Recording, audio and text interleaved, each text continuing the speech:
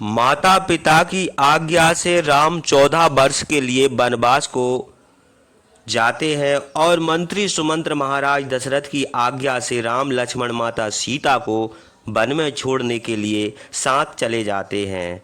तो जिस रथ पर बैठकर प्रभु राम वन को जाते हैं तो उनके पीछे पीछे अयोध्या के नर नारी भी चले जाते हैं। कुछ दूर जाने के बाद प्रभु राम सभी को अपने घरों को लौटने के लिए कहते हैं, लेकिन वह नहीं लौटते और कुछ दूर जाने के बाद तमसा नदी पर रात हो जाती है।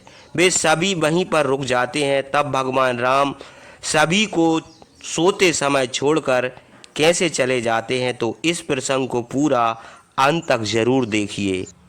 तमसा के किनारे जिस स्थान पर गायों का झुंड रहता था, उसी के समीप रामचंद्र अपने नगर वासियों के साथ ठहरे थे।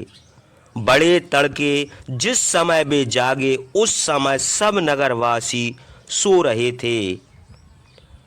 यह देखकर उन्होंने लक्ष्मण से कहा, हे लक्ष्मण, ये सब लोग अपने घर की परवाह न करके हम लोगों के स्नेह से इतनी दूर तक चले आए हैं और वृक्ष के नीचे सो रहे हैं। हमको लौटाने के लिए ये लोग जैसा यत्न कर रहे हैं, उससे मालूम होता है कि ये अपने जीते जी इस उद्योग को नहीं छोड़ेंगे।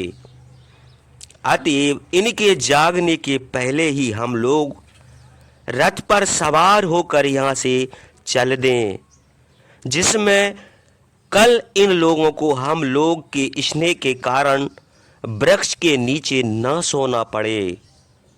राजकुमारों का कर्तव्य है कि वे पुरवासियों को अपने दुख से दुखित न करें। लक्ष्मण ने साक्षात धर्म स्वरूप रामचंद्र की बात सुनकर उनसे कहा, भाई, आपने जो सोचा है यही मेरी भी राय है।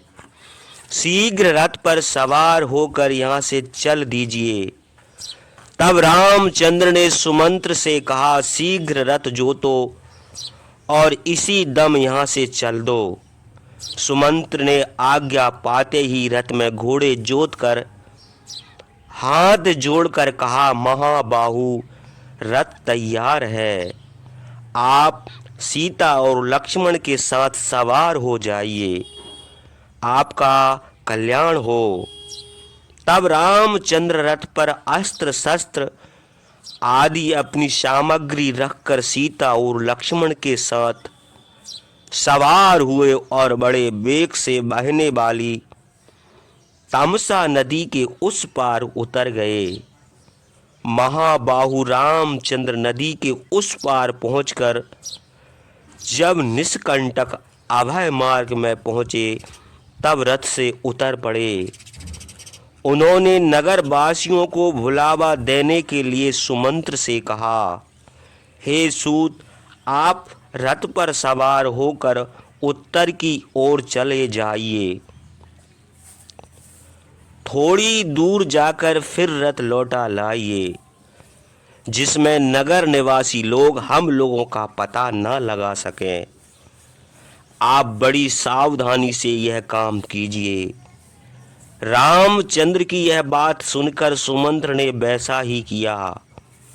वे उत्तर की ओर रथ हाँक ले गए और थोड़ी देर बाद रथ लौटा लाए। सीता और लक्ष्मण के साथ रामचंद्र को फिर रथ पर बैठाकर सुमंत्र ने तपोवन की ओर घोड़ों को हाँका। उन्होंने अपशकुन का निवारण करने के लिए पहले रथ को उत्तर की ओर थोड़ी दूर हाँककर फिर दक्षिण की ओर हाँका। इधर प्रातः काल होने पर जब नगरवासी लोग जागे, तब रामचंद्र को न देखकर दुख से व्याकुल होकर मूर्छित हो गए। वे रोते हुए इधर उधर ढूंढने लगे, किंतु कहीं पर रामचंद्र के रथ का चिन्ह भी न देख पड़ा।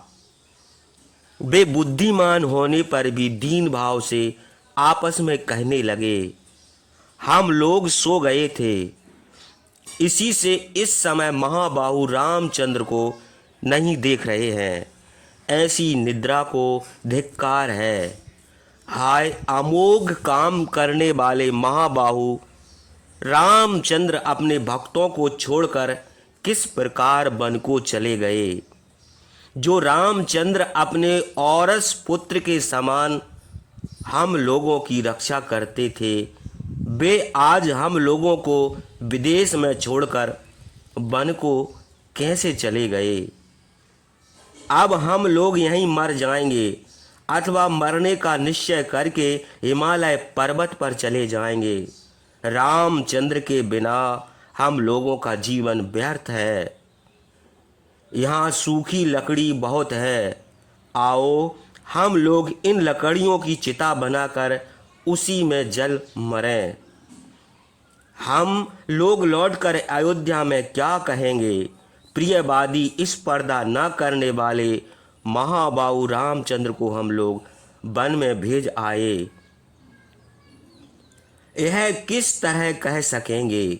बालक, बूढ़े और स्त्रियां, अयोध्या के सब लोग राम के बिना हम लोगों को देखकर दुखी हो जाएंगे। हम लोग महात्मा रामचंद्र के साथ वन में रहने का इरादा करके चले थे। अब उनके बिना किस प्रकार लौटकर अयोध्या को देखेंगे।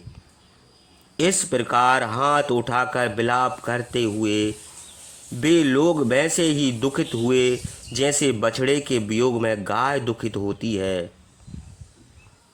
फिर वे लोग रथ की लीक देखते हुए थोड़ी दूर चले। जब आगे लीक भी ना देख पड़ी तब दुखी होकर यह क्या हुआ, अब क्या करें, हाय हम लोग बड़े अभागे हैं, यह कहकर रोने लगे। फिर वे निराश होकर जिस मार्ग से गए थे उसी मार्ग से अयोध्या को लौटे। नगर के मनुष्यों की दशा देखकर उनको और भी अधिक दुख हुआ और शोक से व्याकुल होकर रोने लगे। वहाँ सभी सज्जन मनुष्य शोक से पीड़ित थे। गरुड़ जिस नदी से सांप उठा ले गया हो उस नदी के समान अयोध्या रामचंद्र के बिना सूनी हो गई थी। चंद्रमा के बिना आकाश और जल के बिना समुद्र के समान नगर को सुनसान देखकर वे लोग बड़े व्याकुल हुए। वे दुखित होकर धन धान से भरे हुए अपने अपने घरों को गए, किंतु देखते हुए भी वे लोग अपने घर और पराये को ना पहचान सके। रामचंद्र के साथ आए हुए और उनको वहां छोड़कर लौटे हुए नगरवासियों को बड़ा शोक हुआ। वे जीवित रहना नहीं चाहते थे। घर में प्रवेश करते समय उनके प्राण निकले जा रहे थे। घरों में जाकर अपनी स्त्री और पुत्रों के साथ रोने लगे। अयोध्या में किसी प्रकार का आमोद प्रमोद न रहा गया। अपने मित्र को देखकर भी कोई प्रसन्न न होता था। दुर्लभ वस्तु पाने पर किसी को हर्ष न होता था। बनिए अपनी दुकानें नहीं खोलते थे। गृहस्थों के घरों में चूल्हे नहीं जलते थे। खोई हुई वस्तु अथवा बहुत सा धन पाकर भी कोई प्रसन्न नहीं होता था। प्रथम पुत्र उत्पन्न होने पर भी स्त्रियों को प्रसन्नता नहीं होती थी। जिस प्रकार महावत अंकुश से हाथी को पीड़ित करता है, उसी प्रकार अयोध्या की स्त्रियां रो रो कर घरों में आए हुए अपने अपने पति को कटु वचन कहकर उनकी निंदा करने लगीं। वे कहने लगीं, रामचंद्र के बिना घर, स्त्री, धन, पुत्र और सुख से क्या प्रयोजन है। संसार में केवल लक्ष्मण साधु पुरुष है। वे रामचंद्र और सीता की सेवा करने के लिए उनके साथ वन को चले गए।